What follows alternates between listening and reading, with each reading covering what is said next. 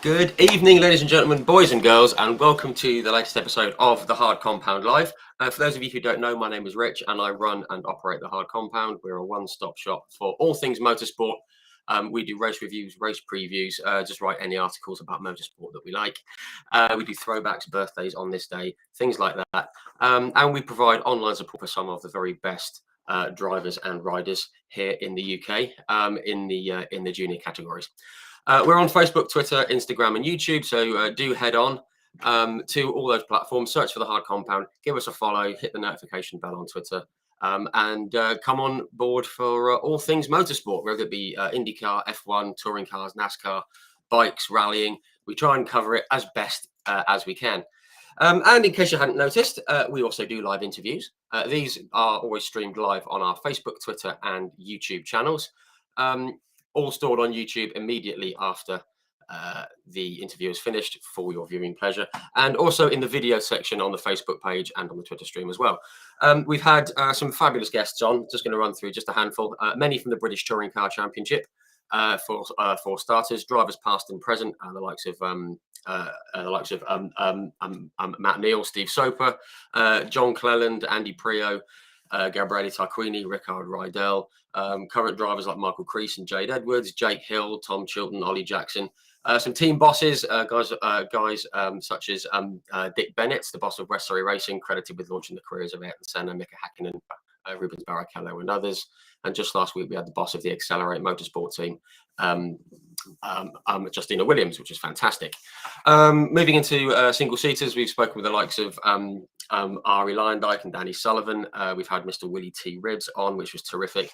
Alex Caffey, Stefan Johansson, David Brabham, Mark Blundell, Derek Warwick, Eddie Cheever, Mika Salo, many terrific guests. And a week ago, we had Al Unser Jr. on, which was absolutely fantastic. And we've also had the honour and the privilege of speaking with both Mario Andretti and Jackie X. Many more others. So do go and check them out, but don't do it just yet, because we have a fantastic guest joining us this evening. Very excited to speak to her. You may remember 3 weeks ago we had Paul Page, the voice of the Indy 500, on. As I said last week, we had the winner of the 1992 Indy 500 on, Al Unser Jr., and he's won it since then as well. And now we have the Rookie of the Year from 1992, a lady who has had an incredible career, a real trailblazer and a pioneer for women in motorsport everywhere. So without any further ado, I'm going to stop rattling on and bring in our guest. Please join me in saying a very warm welcome to Lyn St. James. Well, hi there. And there we are. Lyn, how are you? All right, you rattled off some pretty famous names there, and some exciting ones. I'm glad to hear you've got such a broad spectrum, of drivers and personnel in motorsports. So I'll have to pay a little more attention going forward on this one.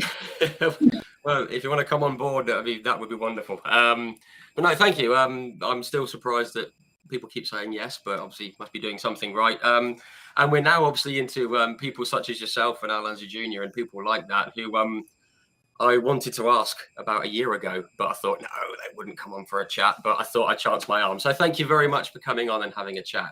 It's a real pleasure to have you on. Well, thank you. You're persistent, and that's very important. I am like a dog with a bone sometimes. I apologize. But obviously, as I said, thank you very much for coming on and having a chat. So I want to turn my attention very quickly to the comment section. Just to say hello to some people that have tuned in already. John Kane, Robert, Simon, and Colin, and McLaren fans from Serbia. Very cool. You guys have all tuned in. There's plenty of others tuning in as well. If you have any comments or questions for Lyn, we'll try and work them in. We've got some notes to run through and quite a career to get through. So we're going to crack on. But if you have any questions, do put them in the comments. We'll do our best to work them in. Yes, 1 week to go before the Indy 500. Are you looking forward to it? I assume you are, Lyn. Oh, yeah. No, I mean, I leave for Indy in a couple of days. I usually would be there now. It's very unusual for me not to be there for almost the whole month, but I had some issues that I had to stay here. So looking forward to getting there, and it's going to be an amazing race. I know it always is. I'll be very busy, which I always am, but I have my little spot that I kind of tuck in. I get to drive one of the former Indy 500 winning race cars in the pre-race, which I won't know which car that is until I get to Indy. But once all that's done, yeah, the pre-race stuff will be fun. And once I get that done, then I have a little spot that I kind of watch all the pre-race activities, because it's, you know, it's a celebration of the military, of the country, of the state of Indiana, of Indianapolis. I mean, there's just so much that goes on, that it's like you take a moment to stop, you know, and stop everything else that's going on around the world, which is not always good stuff, and just appreciate everything. And I just love that. I mean, it's just, it's really wonderful. And then there's the explosion of 33 race cars going around the racetrack. I'm so glad you said that, because as I mentioned in some other chats and before we came on, I'm going out there for the first time on Thursday, and I will be stopping numerous times to take it in and probably have a cry, to be honest, because I've been wanting to go for so long, and it's just going to be an incredible thing. But as you say, it's like beyond racing. It's you know, it's like, you know, it's all about the armed forces. It's you know, it's on the like Memorial Sunday, and it's just this whole thing around the event rather than the race, and I just can't wait. It's a fantastic. Get there early Sunday morning. Get there early, because that. I've already told my colleagues I'm going to be like a kid at Christmas on Sunday morning. Good. I said we're going to be at the speedway at like 6 o'clock, rattling the gates. You know, The gates open at 6 a.m. and the gun goes off. I mean, they do. They have this gun go off. You know, it's really, really cool.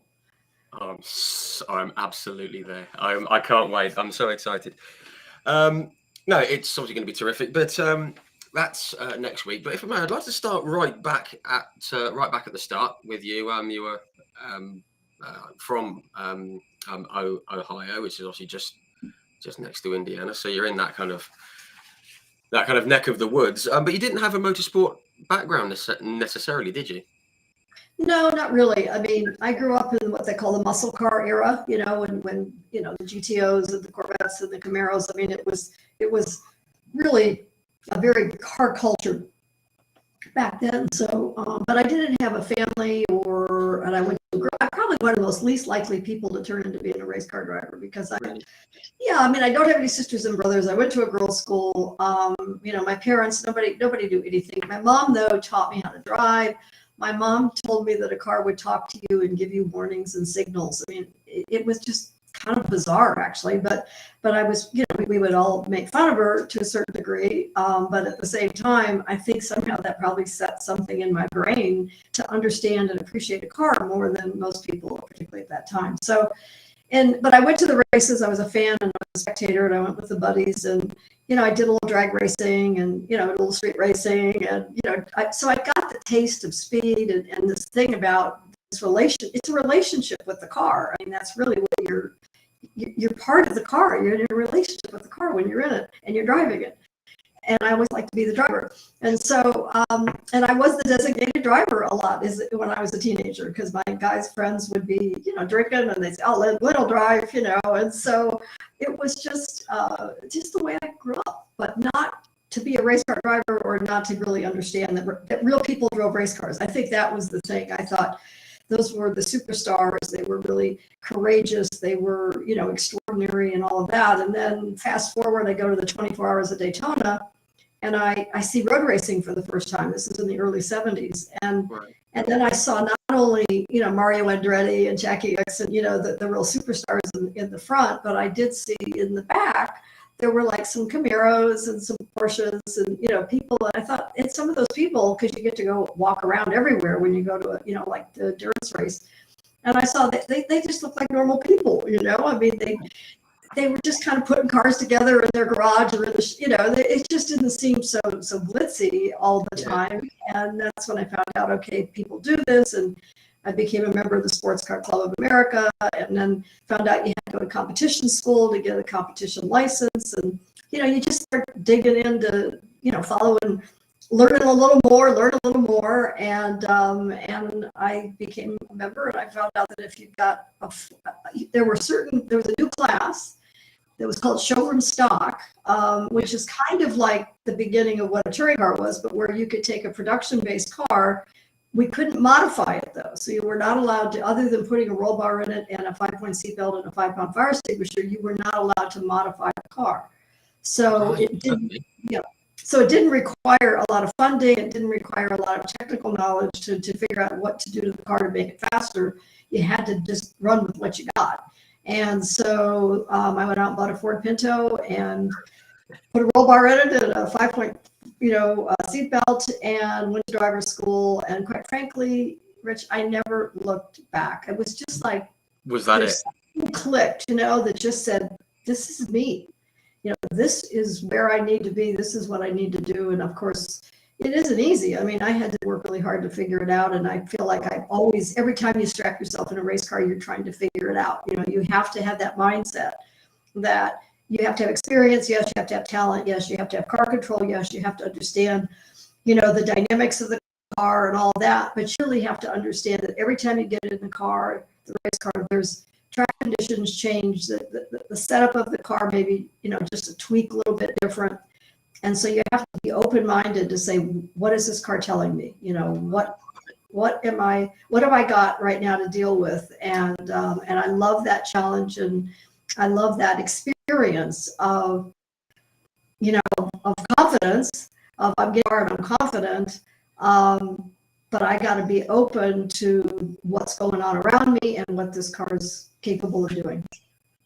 Wow. And that's the bit I think people who go racing just because they fancy having a go at it rather than think about, they don't kind of get that, it's not just getting in the car, putting your foot down, putting your right foot on the noisy pedal and off you go. It's it's a feedback thing, and obviously you obviously like switched onto that very early on, from when from when you started racing, and which is the process.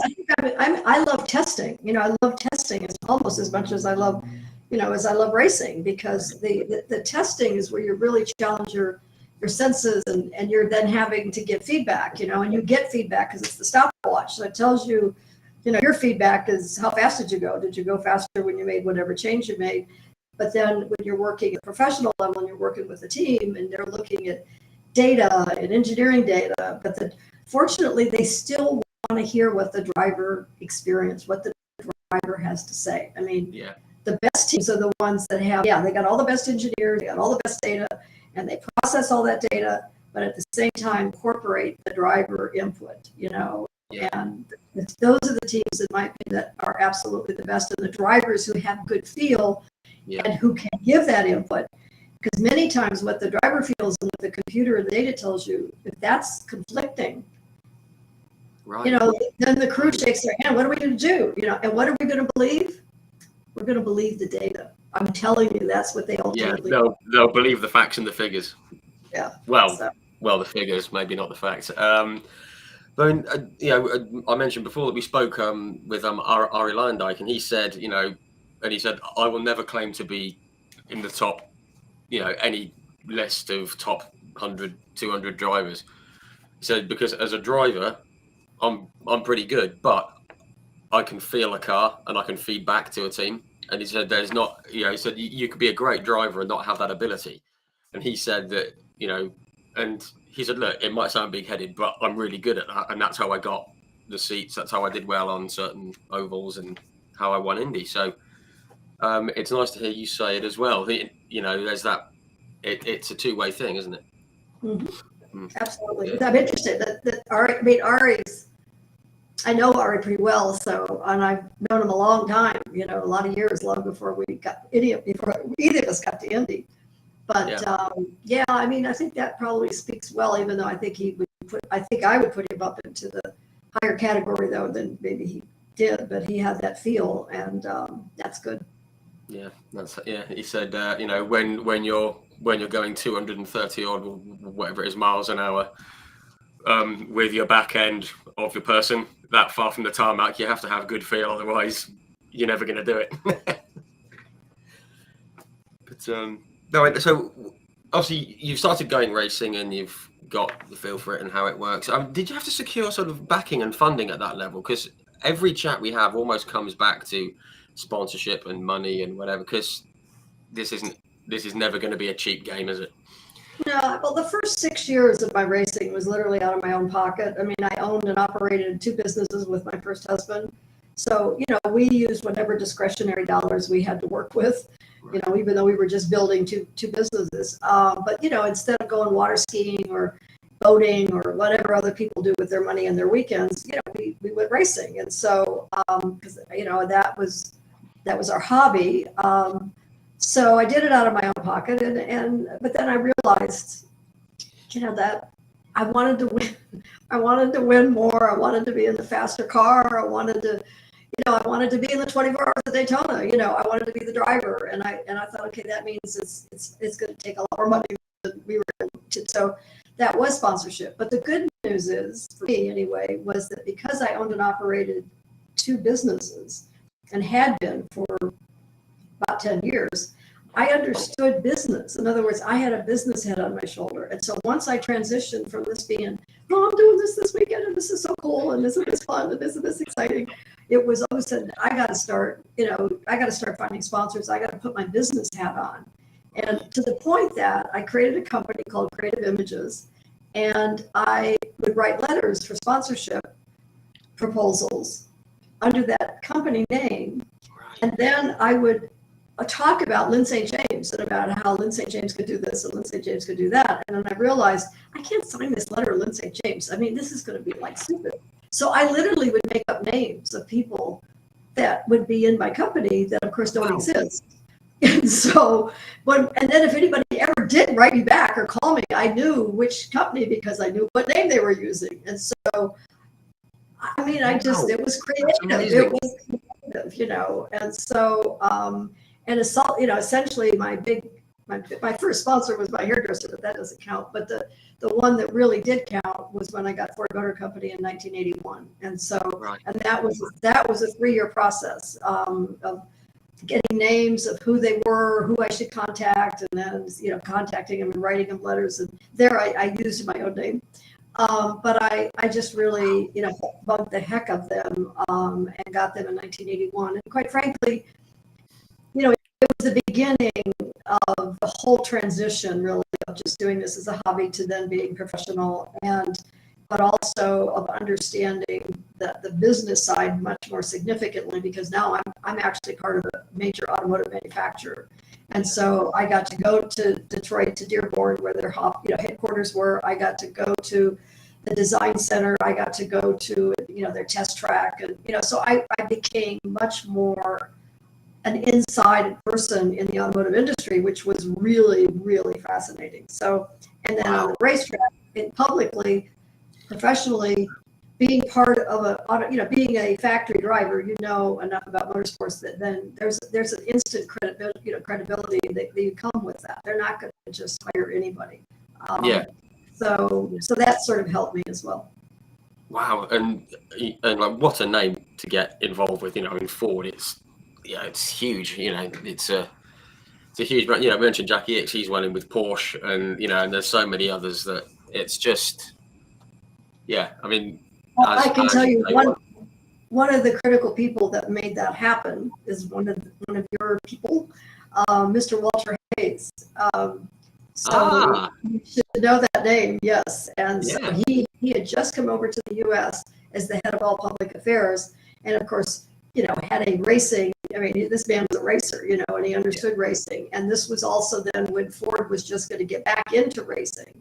And I met him at the at a dealer convention show. I was hired for I think it was $50 a day to stand with these race cars and talk about them, and they were all cars out of the UK. They were race cars that somebody had brought over from the UK. The Ford Escort, and some of the other cars.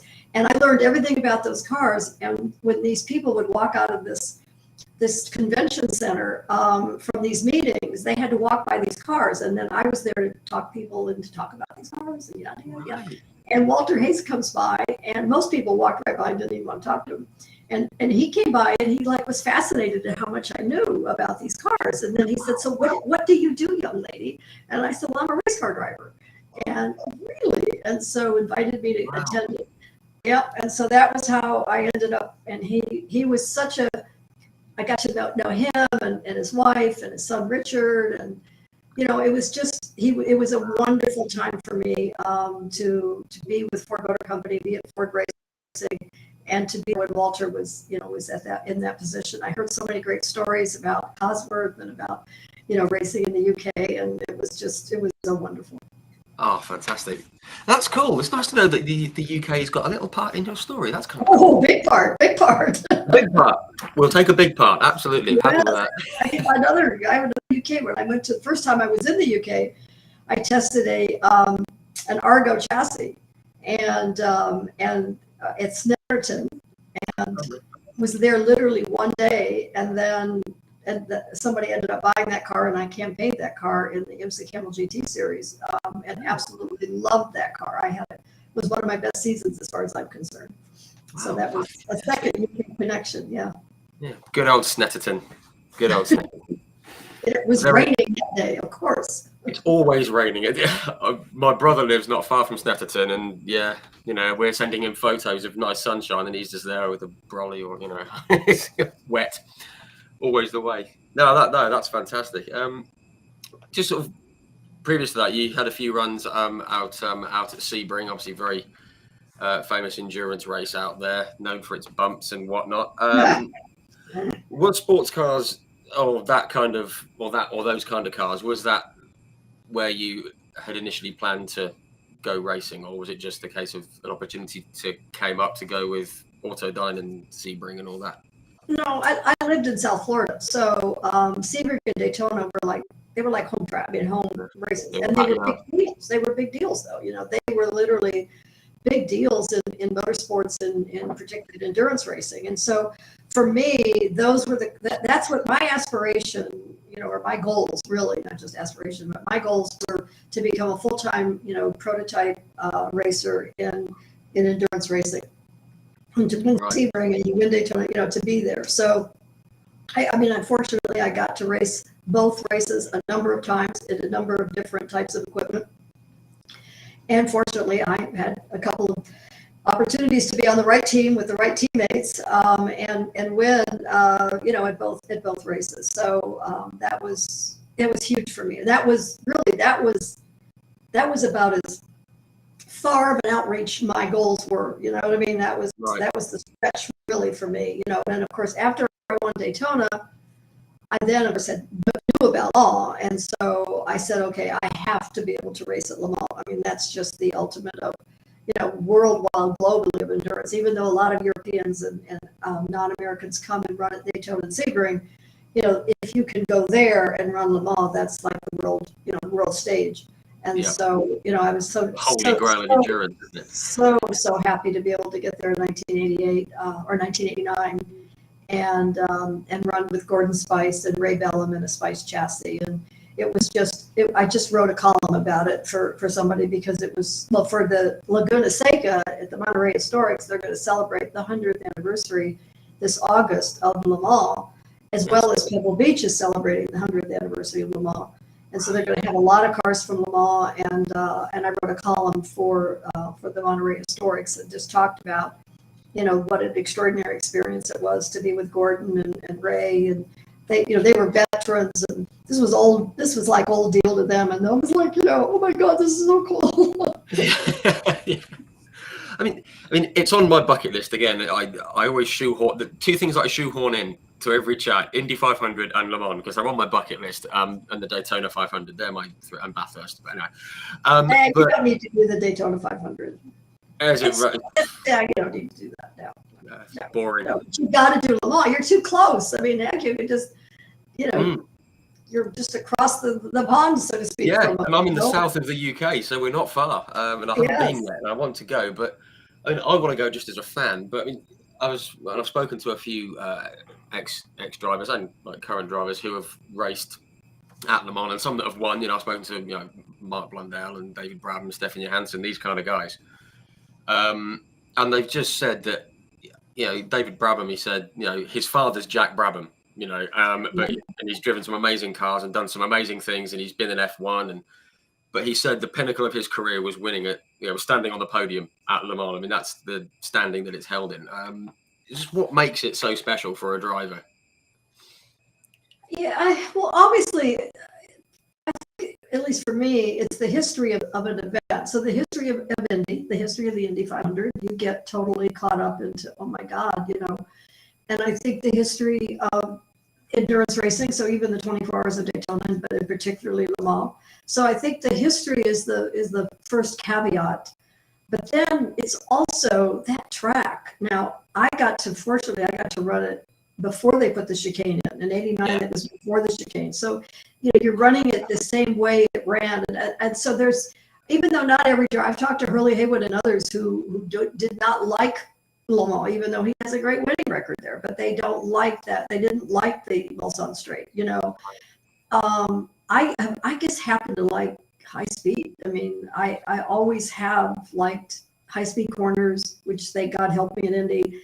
I love the finesse that you have to get a car around the racetrack. And so, and Le Mans is, there's a couple of where you got to wrestle them, but in most cases, it's a finesse track. And so, and I love the team aspect of endurance racing, so because it's not just about you driving, it's you and this other driver and the crew and taking care of the car. And, it's that whole, to me, every endurance race is like living a lifetime. You're like living an entire lifetime in an endurance race, and you find out what people are made of. They're good and the bad in the middle. And so Le Mans just challenges all of that, and of course, because of the time of the year, you actually have a lot of daytime, driving and I don't know. I think, and then the history of not only the race, but the history of who's raced there. I mean, every iconic driver that you've ever read about or heard about has raced there. And so, I think all of that combined, it's just extraordinary and meaningful. Yeah, I think that's wonderful to hear you talk about it that way. And I've always said about Le Mans, how many races do you know that they've made films plural about? It's something about it. It's just absolutely incredible. A really good question there from Simon Steele. You've kind of half answered it, but what did Lyn think of the Mulsanne Straight before the chicanes were installed? Now, the Mulsanne Straight probably is probably the first bit of track that I ever remembered hearing about, with people talking about it with a bit of a quiver in their voice almost. It was well, the thing that's the wildest is the track surface, because it's the road, it's the road that those big trucks run on. So there was the crowns, the road, and and it's not always just straight. I mean, there's still kind of a curve in it, but so you really have to be heads up on how that car is responding to where you place it. You don't have that whole straightaway to just go wherever you want to go. So, it goes by quickly. Even though it's like a mile long, it goes by quickly. So I liked it. I liked it. Yeah. You have a chance to breathe. You haven't got a chance to worry about it. It's just no. If you worry about it, that's the problem. I mean, I remember Hurley once saying, "Yeah, what if you blow a tire?" Really, if you're thinking about that, that's a problem. Yeah. Get out the car now. Also, it sort of does that, doesn't it? Yes. Which is, wow. Yeah, the undulations of the track surface and the layout is, it's not fun, but but I liked it.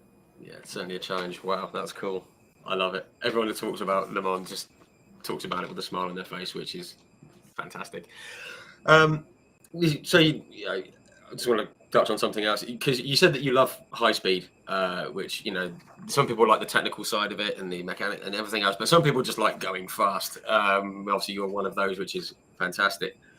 I want to get your short take on your record-setting run out at Talladega.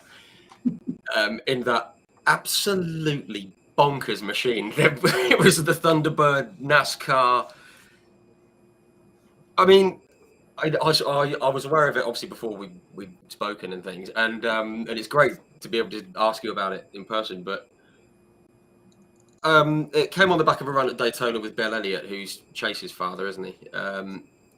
And how did all that come about? Did you basically go to them and say, right, let's go and build a car that can just go really fast around here and go for records? Well, it was a strategic plan on my part. So I got to know Bill. We won together at the 24 Hours of Daytona.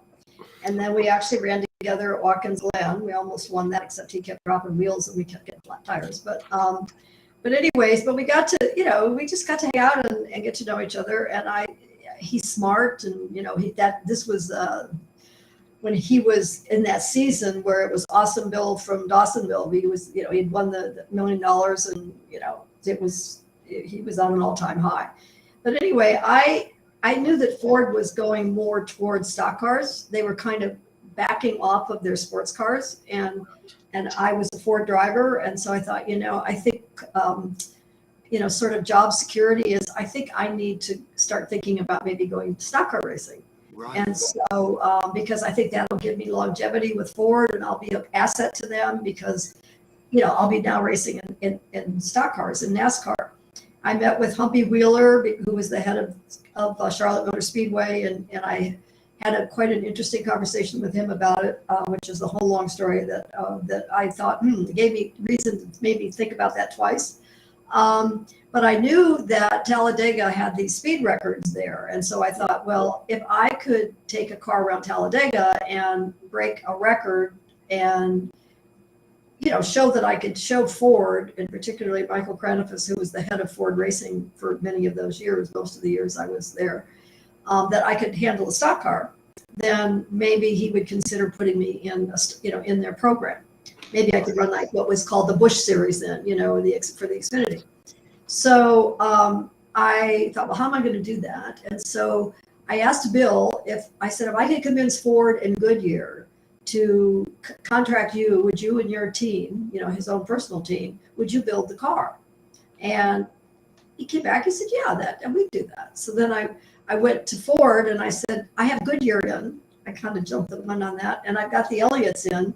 Would you guys pay to have a Ford Thunderbird because you're coming out with a new body, because they were coming out with the Super Coupe, so they were going to have a new body the next year. And I said, this would give the team a chance to be in the wind tunnel with the new body without breaking the rules, because they're not really building a stock car. They're not building it for the Cup. They're building it as a one-off record run car. And they eventually came back and said yes. And then I went to Goodyear and I told them Ford was in and the Elliots were in. And then they said, okay, well, because the Goodyear hates it, because these record runs, because if the car doesn't set the run, they blame the tires. And if the cars do set records, the tires never get credit, right? So they're always lose. It's all risk for them, no reward. So anyway, I had everybody in, and they built the car, and then Bill tested the car. Ernie built the engine, and we went out to Talladega, and I set 21 national and international speed records. But the sort of hiccup about this was that I didn't really get to drive the car until literally we were at Talladega. And yeah, I kind of read that there'd been loads of work in the wind tunnel and on the dyno and everything, but you got in the car and you were yeah, and I figured it would be just like the Mustangs that I'd been racing. It's a big sedan, right? I mean, yeah. Well, in the 80s, these stock cars were still pretty basic, shall we say. And so it didn't feel at all like the Mustangs that I'd been racing. Right. And I had no feel for the car, back to what I was talking about. The car was numb. I mean, I was like, I remember I came in after a couple of runs and Bill stuck his head in the, in the driver window, and he goes, so how's it going? And I'm like, I don't know who's driving this, because it ain't me. I can't feel this car. Wow. And so I would turn the wheel and nothing would happen. And then I'd have to crank the wheel and crank the wheel again, and then to get it to go around the corner. And then I'd watch my RPMs drop, because I realized that I probably put too much turn in it. And then you're screwed. It takes like 2 laps to get those R's back. And I mean, it was just that, to me, the car was numb. And so I really didn't like it. And so at the end of the day, we got the records. At the end of the day, Ford did a film about it. At the end of the day, it was a success. as far as everybody was concerned. And at the end of the day, I said, I don't want to do this.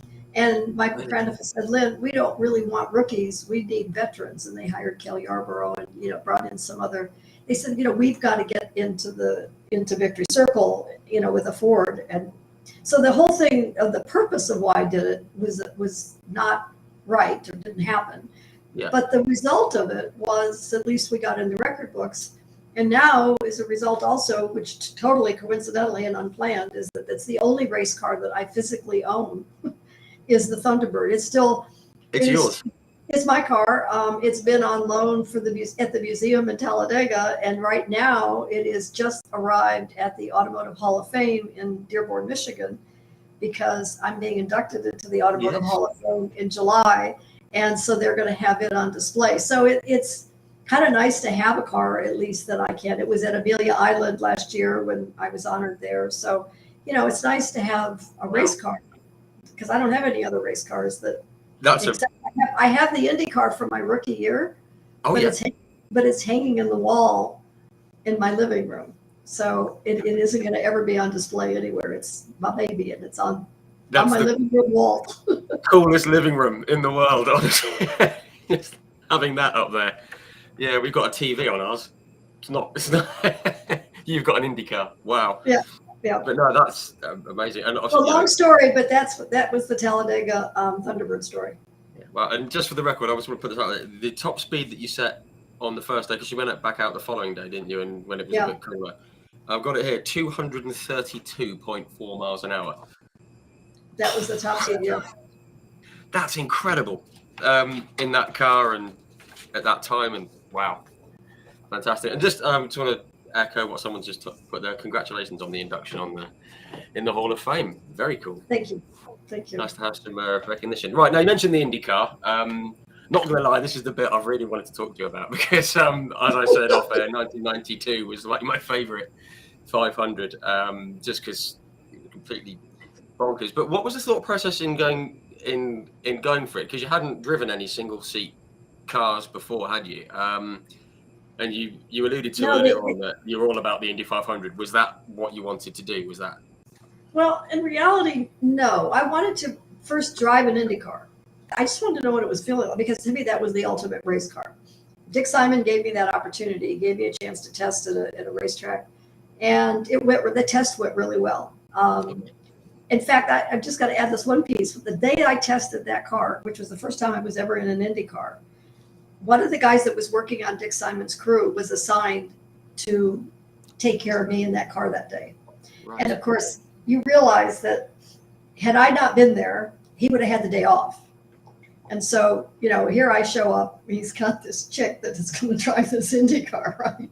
And I had my suit, but I didn't have. I had my suit and helmet, my gear, but I didn't fit in the car. We weren't going to form a seat, so we're stuffing in jackets and towels and everything to get me in the car, right? And then Dick's trying to, explain to me how the clutch works and how the turbo comes out and all this stuff. And I'm looking at this guy and I'm thinking, he is probably just so pissed right now. So it's having a day off. Dick gets up leaving, and this guy, while we're stuffing in, rags and all that kind of stuff, he looks at me and he says, "Have you ever been to Snetterton?" I have briefly. I've never been to a race there, weirdly, but I'm aware of it. He asked me that, and I said, "Yeah, I was there one day when I tested an Argo chassis, a GTP car." He said, "I was there." He said, "I was there that day, and you ran good." Now, what is the odds that would have happened? That's crazy. I know. That guy could have just as easily been no help and just sort of done the bare minimum, and then just said, "Okay, we're done." And instead, he was all in that whole day. Dick told him, let her run 10 laps, then bring her in, put 10 gallons of fuel in. So because he didn't want the fuel to change, because I didn't have enough experience to experience that. And so he wanted to keep the car at a pretty stable weight. And he said, and just let her run as much as she wants. I mean, seriously, that was magical to me, and it was just, and so I ended up running really good that day. And when I got out of the car at the end, Dick said to me, we can do this. He didn't say you can do this. He said we can do this. So now I had a team owner who saw that I could, drive really well. And that was in 1988. I didn't get to Indy till 92 with Dick Simon because it took that long to raise the sponsorship.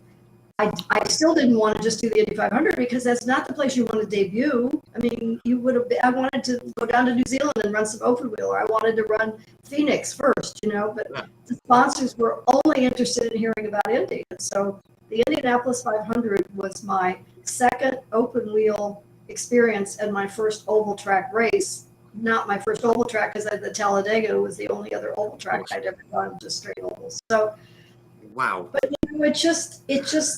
it came together. I mean, I spent more time than any other rookie, I think, during rookie orientation in either the race car or the pace car. I had Dick Simon as a team owner, who's a former driver, who really believes and helps his drivers. He's a great teacher, and I love high-speed corners. And there's 4 of those in Indy. Perfect. And all the stars had aligned, obviously, with the Snetterton thing, and it just all came together. Yeah. So, I mean, you've had the first run. The next one is Indy. You're thinking, I mean, obviously, had you been there as a spectator before? And oh yeah. I'd gone so many different years. Assume you had been, but when you're in '91, the year before, I spent the whole month there to just kind of feel what it would be like. I went to the track every day, hung out with the team every day, but I didn't have a ride, but I would I lived it every day. That's fantastic, because I was going to say, how did you feel being inside the ropes as a driver on that first day, and when you were there for qualifying as well? I mean, I've always wondered what must have been going through your head. Only one woman had ever qualified before, and you're there giving it a go as a driver with your team. It must have felt amazing. Well, every day felt amazing. I mean, it wasn't just qualifying. Every day.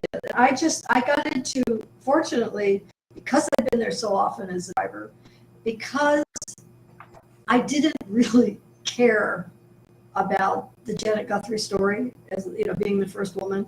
I just discarded that. That happened in the 70s. It was like, this is the 90s, and this is me. I'm me. I'm different. I'm me. I'm not. Every woman isn't the same. I'm just me. And so I just sort of soaked in every day as a gift, and just decided to live in the moment and just accept every day as a blessing and as a gift, because I'm at the Indianapolis 500. I am actually a driver at the Indianapolis 500. Wow. Just Just live it, just live it and do it. Oh, fantastic. Wow. The qualifying run, what are your memories of it? I mean, do you remember it? Was it a bit of a blur? Was it just, because I have no idea what it must be like doing 200 plus miles an hour around there with a concrete wall. Yeah, my rookie year is probably a bit of a blur compared to some of the other, other qualifying. I mean, I knew that we were in the field, sort of risky with the Cosworth, the car that was on my wall.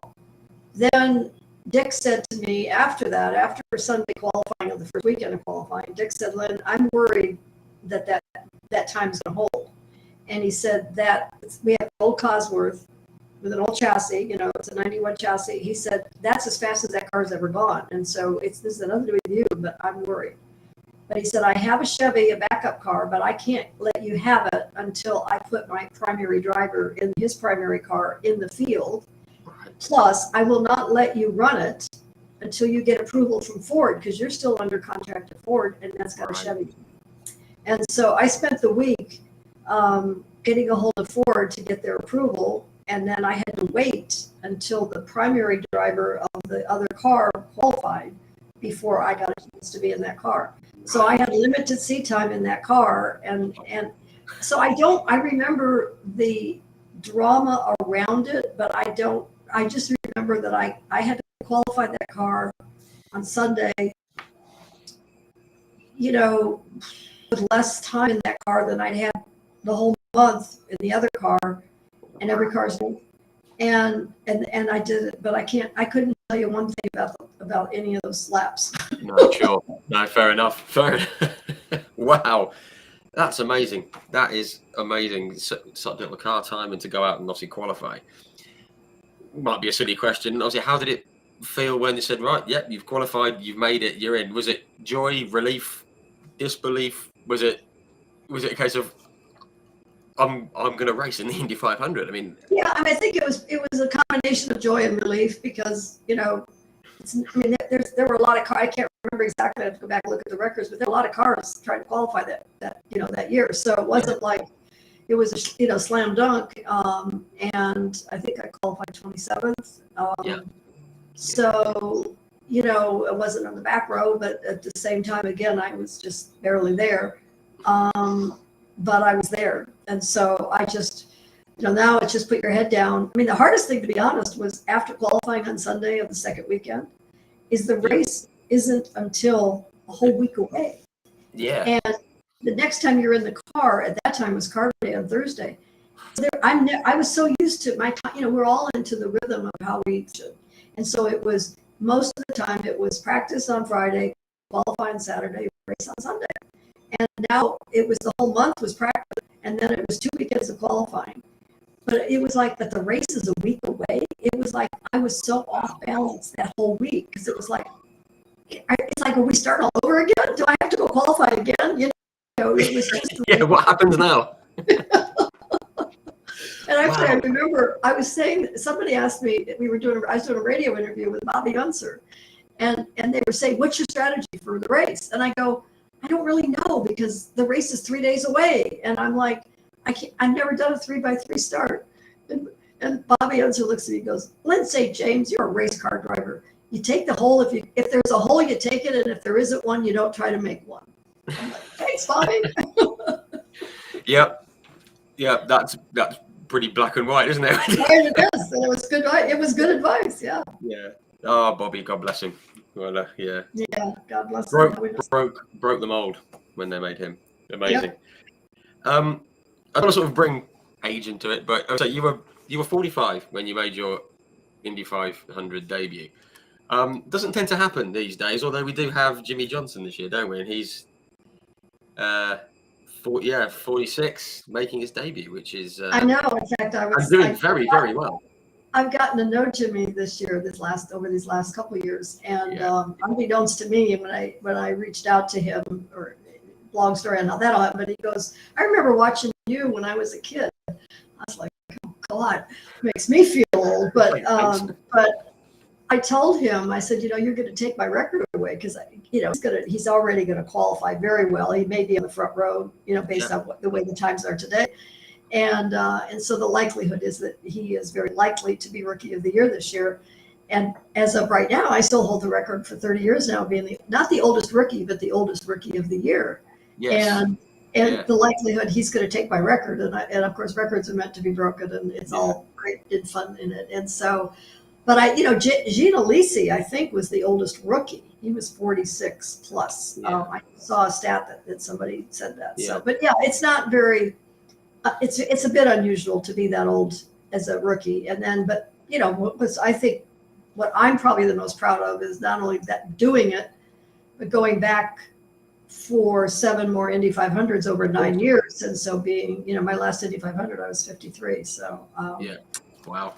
I hung on, but I also was getting better. That was the thing, is that I felt like I was reborn almost, in 92, and that my experience of all of those years before came together, and I was getting better every lap in the car. And so I did qualified outside second row in 94. So, I felt like every time I was in the car, I was getting better.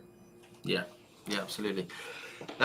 Just quickly, just want to touch on 1992 very, very quickly because I'm wary of time and things. But 1992, obviously, we all know it was just a carnage-strewn month. Obviously, we unfortunately lost a driver, and there was injuries beforehand. There was some Piquet and people like that. Obviously, we lost Jovi Marcello, and Jeff Andretti, really bashed his legs up, and it was just accident after accident. Roberto Guerrero spun on the parade lap, and it was just one of those peculiar years. It's not, it's not happened since.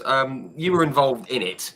Obviously, it was a cold day and tire temperatures and that kind of thing, but in your case, was it just a case of sort of crossing your fingers that you don't get caught up in someone else's accident and trying to pick your way through and just sticking to your plan and just hoping that something flying around didn't get in your way? Because that's what it looked like. I mean, it was weird. I just remember like, oh my God, again? You know, the yellow would come out, the yellow lights would come out on the back straightaway, and I'm like, again? But it was a mysterious, weird, but in reflection, at the time I can't, I mean, you were in the moment, so I wasn't processing. But in reflection, I think that my lack of experience came to play as almost an advantage, or that my experience in road racing, when you, after a yellow, when the tires cool down, you can't lean on those tires instantly. You have to at least wait a couple corners before the tires come in. And so that's in my rhythm of how you handle coming back after, particularly some of those yellows were long yellows. Yeah. And so you'd have to pick your way through and hope you didn't get any debris. You didn't pick up any debris. But at the same time, so it's so often, because I was usually not in the front, the track would go green and I was just coming into three. You know, I'd be like coming into three. Of course. And I remember I'm not saying I was pussyfooting, but I just remember easing onto the throttle to get through 3 and 4, knowing that I'd have traction in 1. I think the veterans were so used to those tires coming in like this, you know what I mean? Because that's the way they're, so many years of racing where the conditions were never that cold. And I think some of the veterans just sort of forgot that they had to redo. That's the only thing I could think of, because there was, yellows always beget more yellows. In other words, I've done enough endurance racing and enough racing where if there's long yellows, particularly, people get antsy. They get, you know, they get antsy. I just want to go. Yeah. Yeah, they want to go, you know, and your rhythm is completely offset, you know, because of all the yellows. But I think that's the only thing I could think of, is because so many times they have a yellow and literally within a half a lap or a lap later, there'd be another yellow. Well, there was one that springs to my mind. I can't remember if he said it in the chat, but I spoke with Mario, and he, you know, it was coming off a yellow, and he spun coming out of 4, didn't he? Spun coming out of 4 and hit the wall. And he said, "Oh, you know, the tires were cold," and that was probably exactly what he did. It's a really interesting take on that. I think you're onto something. I think you're absolutely right. Yeah, so I'm like, you know, sometimes the gods are helping you rather than not. Yeah. Wow, fantastic. So that, yeah, obviously you got through the race, and you know you managed to get through it, which was great. But you didn't know that you were going to be awarded Rookie of the Year until that. No, literally, they had a rookie meeting before, at the victory banquet. They had a little private rookie meeting prior to going all out to the banquet. And that's when, you know, we were all there with our team owners and some of our crew people. We're all standing around, and that's when they announced it. And I was like in a state of shock. I said, "You got to be kidding me," you know, because there were like 9 rookies that year, and yeah. And I think there was no way. In my mind, there was no way. And so I was shocked. And then, of course, when they went at the victory banquet, which followed immediately, you know, that. Of course, there I'm in front of the whole audience of, you know, everybody, and they announced it, and there was a standing ovation, which blew me away. And I just, and then at the very end, this is so funny because as I said, I was getting better every lap, and I was so disappointed when the checker came out, because I was getting better. I'm like, no, I want more laps. Can we keep going? You know, 100 miles. Yeah, I guess we had somebody else. It was like, we haven't done the whole, you know. But anyway, at the victory banquet at the very end, after I thanked everybody, I remember just out of the blue, I just put my hands up. I said, "We'll be back." And I remember Dick, and I had a 1-race deal, a sponsorship deal. And I mean, Dick and everybody thought, you know, I mean, at my age, you did it, check the box, we're done. And I remember seeing Dick's face out in the audience, like, oh. Will we? And of course, I then went to work and got JCPenney to step up and come back. Yeah. So. Wow, that's fantastic. And you know, you mentioned, you know, you went on and did 7 more, so 7 more outings at the Indy 500. I don't mean to skip over anything, but obviously you've done a lot. Moving on. Right, want to skip. There was. Where are we? You had the best 1994. Your best qualification run. Was there. And you were sixth. And I've got a note here. You were only behind Alonso Jr., Raul Boesel, Emerson Fittipaldi, Jacques Villeneuve, and Michael Andretti. That's some good company to be keeping on the front two rows. You must have thought, oh yeah, that'll do. That was awesome. Yeah, I went out early, and I remember, after you come back off, and they do the pictures and everything, and then you have this row of interviews. They have this row of media people that you go down, and it's right there on pit lane. And I just remember peeking up at the podium, or at the big pylon, because it's like the top, and I was like, okay. And then I think I was on the pole for, I don't know, 7 minutes or 10 minutes or something, before somebody else, because I was on the pole for a while, and then I clicked down, and then I kept looking up, so yeah, I ended up sixth. But it was, wow. We had a good run. Yeah, fantastic, absolutely fantastic. Again, very quick. Around that time, we had the IndyCar split, the kart IRL thing. That was just a big mess, wasn't it? I spoke with Alonso last week, and he said it was just a greedy person getting greedy and thinking they could do it better. It was just bad. Yeah, I don't know whether I'd call it greed, but because both of them were so successful. I mean, not both of them, but both entities. Yeah. Had so much success. So I don't really think they needed, from a greed standpoint, I'd say maybe ego. But I just think it was a division of philosophy, and they were both successful and strong enough, both entities, meaning CART and then Tony George with the IRL, that they were, deliberate to say they weren't going to do what's best for the sport, because they believe what their way is the best for the sport, rather than, than finding a common ground of how they could have done it. So, but it was the worst thing that could have happened to open wheel racing, and at the same time, stock car racing and NASCAR got bigger, was getting already on some good momentum, and so it's hurt us. It's hurt us a lot. I mean, I don't think we'll ever fully recover because of other issues that show up in those decades since then. So, but we are at a point now where it is at a high point and it's growing. Yeah, absolutely. And I think, open wheel racing overall and Formula One in this country has taken foothold, and absolutely. I think it'll cause IndyCar to even have to be more aggressive with their marketing, and the on-track product couldn't be any better. I mean, let's face it. It's superb, yeah. So it's just really the marketing and the getting technology and eyeballs, to it. Once anybody sees it, I think they're hooked as well. Yeah, absolutely. Let's hope so, because I've always loved it. I've always said it's the best out there, despite the split. I've always loved it. Very quick, best result in IndyCar, 6th at Walt Disney World. That must have been a nice high point for you. I'm sorry. Your best result in IndyCar was 6th. Walt Disney World. I mean, that was at Disney World. That was a crazy deal, but that was a cool one. Yeah, it really was. It really was. And I remember after the race was over, Eddie Cheever came up to me and said, "Damn, woman," he said, "I couldn't get by you." But I was like, "Sorry," but it was that sorry, was not sorry. Yeah, not really. But it was an odd track. But it was kind of an oval, but almost like a road course. But it was very encouraging to start the season off that way. Unfortunately, the momentum didn't carry on, but it was. But I was happy about that. Yeah. Yeah, still a very nice one to have.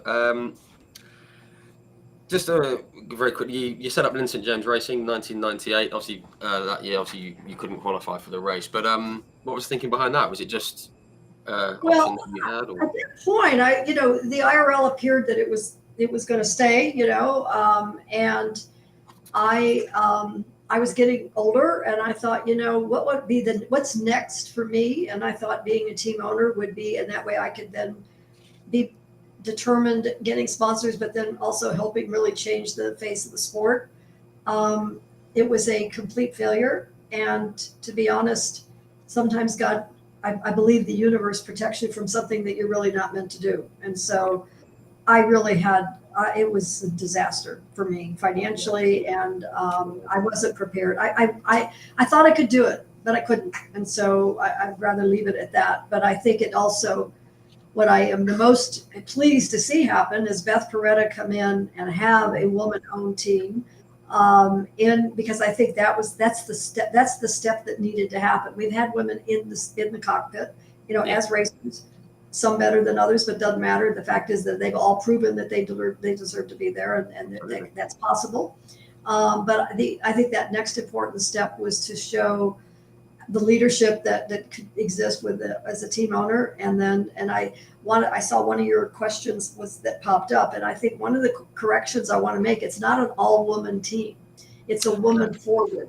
It's not like we want to have all women on that. She doesn't want to have all women on that team. I love the way she says she wants women in all race teams. And there are more and more women on race teams that now these race teams are actually bringing forward to let people know, because it's really more about exposure, and not exposure for the purpose of just exposure, but to show that women are very competent and very capable and are very successful in our sport, which has helped us form Women in Motorsports North America, to be able to really demonstrate that, celebrate the successful women in all disciplines, in all areas of the sport, and then to be able to grow it. Because if women, anybody, guys or girls, if you see somebody doing something that you don't know that you could do, because now you see somebody else doing it, you go, oh, I think I might want to do that. And that's really what we're about, is just to try to do that. Yeah, it shows that women can do it. There's a question that has just popped up from Nikki Gin very quickly. It says, would love to know what Lyn makes of Formula W. The W series. Said that you broke down so many barriers. You personally broke down so many barriers for women in motorsport. Do you think it's a step forward or a step back? Now, I'm very pro W series. I think it's great, not just for the drivers, but as you say, for the whole package. But I was wondering what your thoughts are. Well, I was actually involved. I was not for it when I first read about it and heard about it. And then they asked me to come over and be part of the selection process at the very beginning, at the first year. And after I saw the way they were going about it, and as I've followed it since then and see the way they're going about it, I see it as a positive opportunity for these women drivers to get experience and exposure.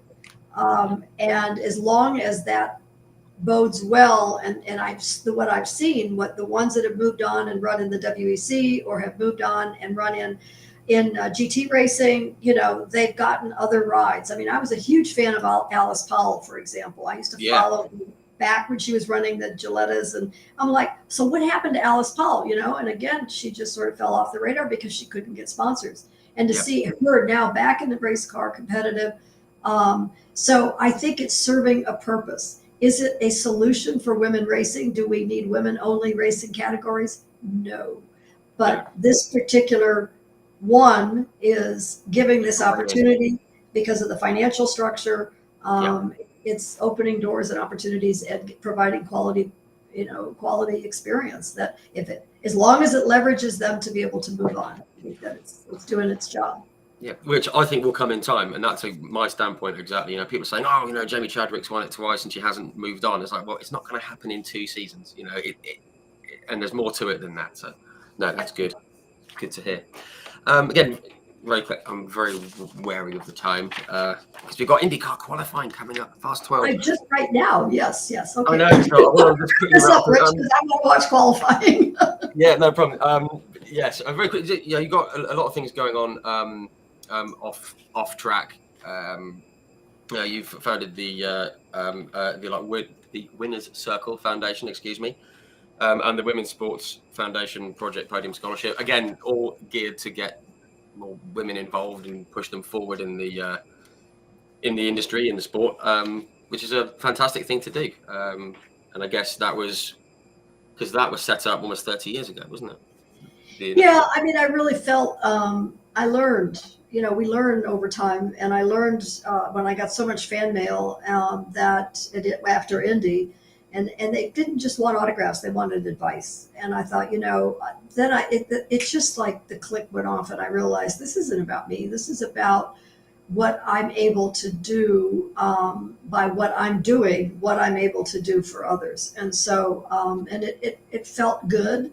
It sort of empowered me even more to, instead of me just having my own motivation, which I have plenty of, I realized, hey, this is really important for other people. And so it was sometimes a burden, to be honest, that responsibility, feeling that. At the same time, it was most of the time, it just empowered me and even more. So, but, I think timing is now. The timing that I was pushing it back in the 90s and even into the 2000s, it was, I'm not saying that, but it was, I felt like it started to feel like I was falling on deaf ears. It was kind of like, okay, Lyn, it was more of a token sense of, patted me on the back, patted me on the head. You're doing some really good stuff. And, Yeah. And Danica came through my program and Sarah Fisher came through my program, but it was like these little one-off, and then once that one-off made it, it was then like, okay, well, we can forget about it now. We have that. No. We need numbers. Yeah, we need more.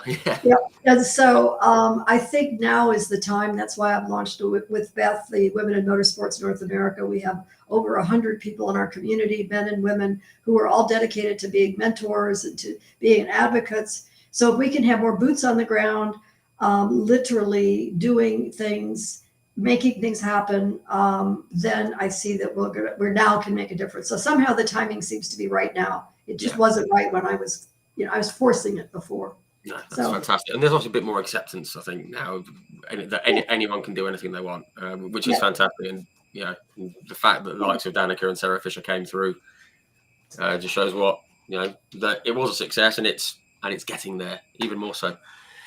Very quickly again on just at the time, just some quick points. Motorsport generally. Andretti going to F1. Colton Herta seems to be heading that way. A good thing. I think so. I mean, I don't understand the politics of Formula One. Never have, never will. Quite frankly, because there's so much. I mean, it's politics and everything. Just like there's business and everything, but there's so much politics in Formula One that I tend to be a little more negative about it. Yeah. But so, do I think it's necessary? No.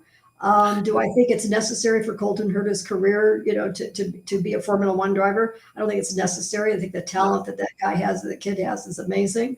Yeah. But at the same time, I mean, Scott Dixon made a choice somewhere along his, path and his journey that he wasn't going to pursue Formula One, multi-champion. And I mean, I think he's as well respected as anybody, in motorsports at the highest level. But and Michael, I don't know Michael. I mean, I haven't talked to Michael about this, but I sense that he has unfinished business in Formula One. He is from a driver, and that didn't happen into the success. He has it feels like he wants to crack it, doesn't he? He has an opportunity to turn that around in his, because he's obviously running a very, very successful race team business operation, not just in IndyCar, but in all of the other disciplines. Out in Australia and everywhere, isn't he? I think the Formula One is still Eurocentric, and to the point that, American drivers, because of the licensing policies and all of that, American drivers have a harder time, cracking that nut, even if they have the talent and even if they have the funding. So, so the rest of that, we'll just see what happens. But, I mean, I'd personally like to see him get into F1 while he's young, give it a go. If it doesn't work out, go back. That's what, Emerson Fittipaldi did it that way, and Mario Andretti. And I know Alonso wishes he'd done it, but we'll see. We'll see how we go. Just a couple of fun questions very, very quickly before we let you go. What was the favorite car you ever drove? You've driven some incredible ones. I mean, was there one that sticks out as, wow? No. I mean, I have some faves. In the production-based GT cars, the XR4 Ti that I raced at Trans Am with a little turbo 4-cylinder, but it was lightweight. I mean, somehow that was my favorite sort of production-based car. Obviously, the IndyCar, that 94 Lola, when I had the XP, engine, I had the best of everything in 94. That would be that. Really don't have a favorite. My favorite season was in that Argo, Ford Cosworth Argo. Quite frankly, it was built around me, and it was I loved it. Yeah. Wonderful, love that. Your favorite circuit you've ever driven? Well, road course is Watkins Glen. I love Watkins Glen, and then obviously Indy as far as ovals go. I mean, Yeah, they're always the two that come to my mind when I think of American race circuits. So I'm so glad you said that. Proudest moment in your career, whether it be on track or off track? I think the proudest is just the longevity. I stretched it far beyond what anybody ever could have predicted, both age and experience wise. And I think, to still be relevant and to still be regarded and relevant and making a difference. But I think that's just the longevity. There's so many great drivers that I've gotten to know over the decades of my racing, and then they disappear. I'm like, well, what happened to, and it's a shame in a way because they made a mark while they were racing. But then they chose, and it's their choice. I'm not criticizing them, but I say what a shame. But I just think the longevity that I've had is I'm the most proud of. Yeah, absolutely, fully agree. Final question, so I want to get on watch some racing.